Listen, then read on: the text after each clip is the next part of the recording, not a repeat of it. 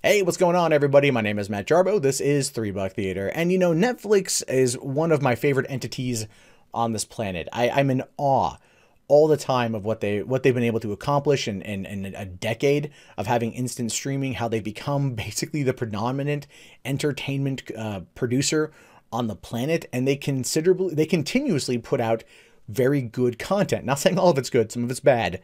Some of it is very bad, but ultimately they have more hits than they have misses. Let's be fair here.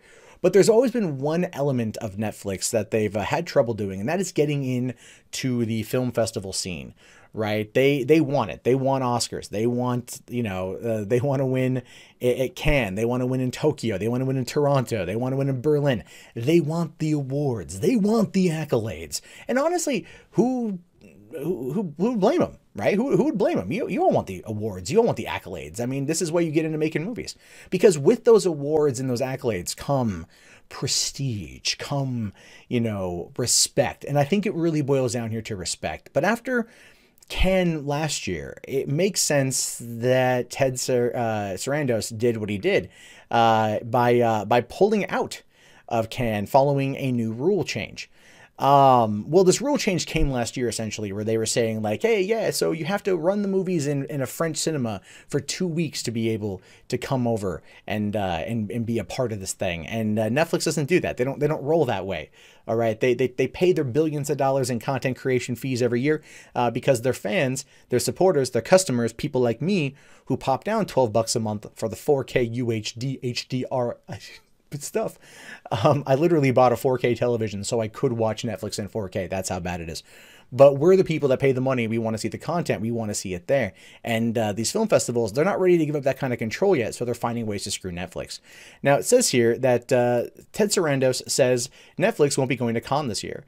In an exclusive interview with Variety, Netflix chief content officer says that the festival sent a clear message with the new rule that bans any films without theatrical distribution in France from playing in competition. Netflix could screen some of its upcoming movies out of competition, but Sarandos says it doesn't make sense for the streaming service. We want our films to be on fair ground with every other filmmaker. There is a risk in us going in this way and having our films and filmmakers treated disrespectfully at the festival. They've set the tone. I don't think it would be good for us to be there. And that is true. That is true. Netflix is respected by the fans because we know that they're going to give their creators, their filmmakers, the ability to tell stories that would be probably conventionally shunned by the studios. We got Bright, which I thought was great. Critics hated it. I liked it. Death Note, which, look, you can like it or hate it, whatever. That's entirely up to you. But I enjoyed it. I know, shoot me. But ultimately, it's like that kind of thing we wouldn't have gotten from a studio. And it goes on to say that Netflix made a big splash to the prestigious film festival last year with 2 movies that showed in the competition: Boon Joon-ho's Okja and Noah Baumbach's The Meyerowitz Stories. But after the 2017 announcement, French theater owners and unions protested the inclusion of these films to Thierry Frémaux, the artistic director of Cannes. Netflix was amenable to having their movies play on the big screen in France, but a law in the country requires movies to not appear on the home platforms for 36 months after its theatrical release. So essentially, yeah, I mean, they're barred for 36 months from that's a long time from going to theaters to being at home. That's 3 years. That's 3 years from being in theaters to being on home video. That makes no sense to me, right? I don't know. But then again, France is weird, right? But you can understand why Ted Sarandos is just like, no, screw this. We're out. We're done. Like, we don't need you. Because they ultimately don't. We've learned over the course of the past couple years, right? Oscar viewership is down. Movie theater attendance for these kind of films that win awards are down. People are interested in seeing them, but they're not interested in going to the theater to go see them because they don't want to spend the overpriced ticket to get the type of dramatic experience one might get from something like The Post. The Post was a good movie, but I enjoyed it at home. I didn't need to see it in theaters. There was nothing about that Spielberg movie that I felt was necessary to watch in theaters. Whereas Ready Player One was a big theatrical experience and one that I love so much. So essentially, I'm completely on board with what's going on here with Netflix. They are basically giving the middle finger to Ken And I hope they do it to Sundance, and I hope they do it to the Oscars, and I hope they do it to Toronto, and I hope they do it to Berlin, and I hope they do it to every other film festival out there.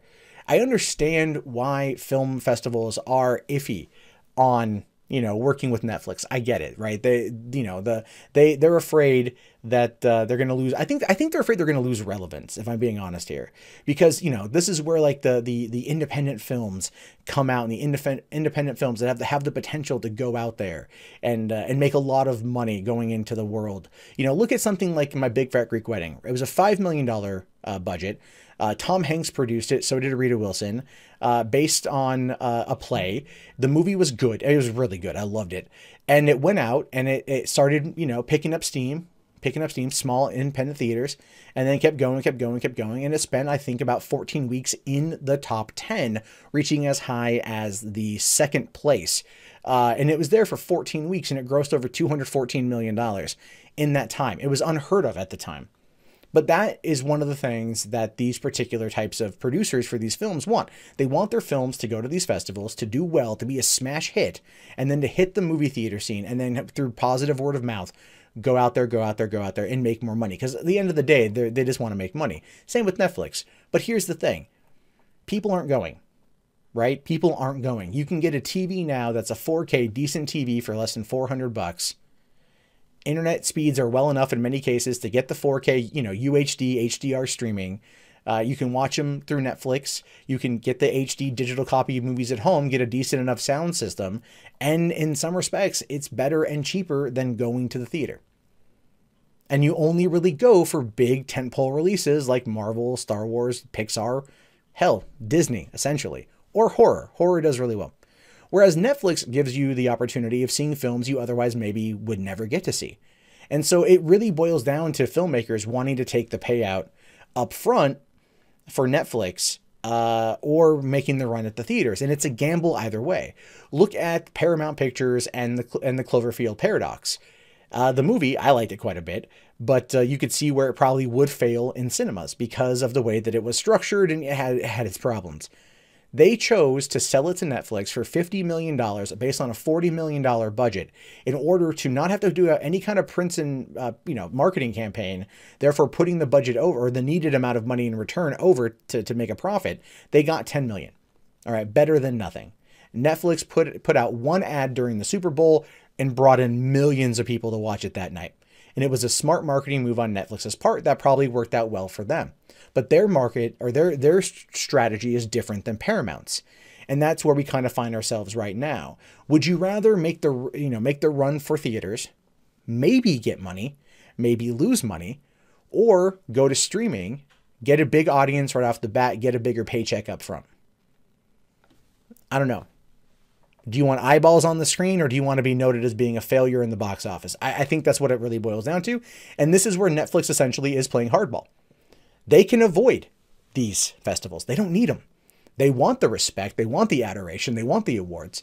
But they ultimately don't need them, and they know it. And they're also positioning themselves to effectively hold parts of Hollywood. I don't want to say hostage, because I don't think hostage is the right word, but basically kind of like make them play ball, which I guess probably could be argued as being hostage, because of the shift, the paradigm shift in how we view and how we process entertainment. So again, I'm on board with this. I'm totally fine with Netflix walking away, and I'm kind of curious to see what happens next. But anyway, this has been kind of a long rant, but I want to know your guys' thoughts on this one.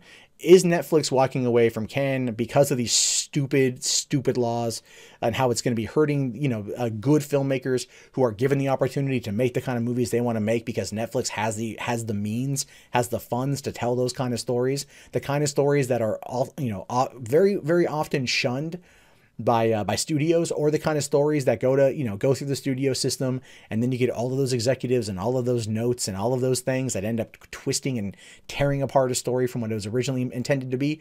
We get more freedom as fans of movies. We get to see more freedom through Netflix than we do through the Hollywood system. And as much as I love movies and I love the entertainment industry, I'm not stupid. And I see what Netflix is doing, and I applaud them for it. And if it bucks the studio system enough, it might be able to bring about the type of change that we need in order to revive the failing theater market in this country and around the world. But I want to know your thoughts about this one. Let me know in the comments below. I might have lofty goals and thoughts and aspirations in that regard, but I want to hear you guys' commentary. So let me know in the comments. My name is, of course, Matt Jarbo. This has been 3 Buck Theater. If you guys haven't already, be sure to thumbs up the video, subscribe to the channel, and check back often for more content from me. I'll talk to you guys later. Have yourself a great day. Peace out.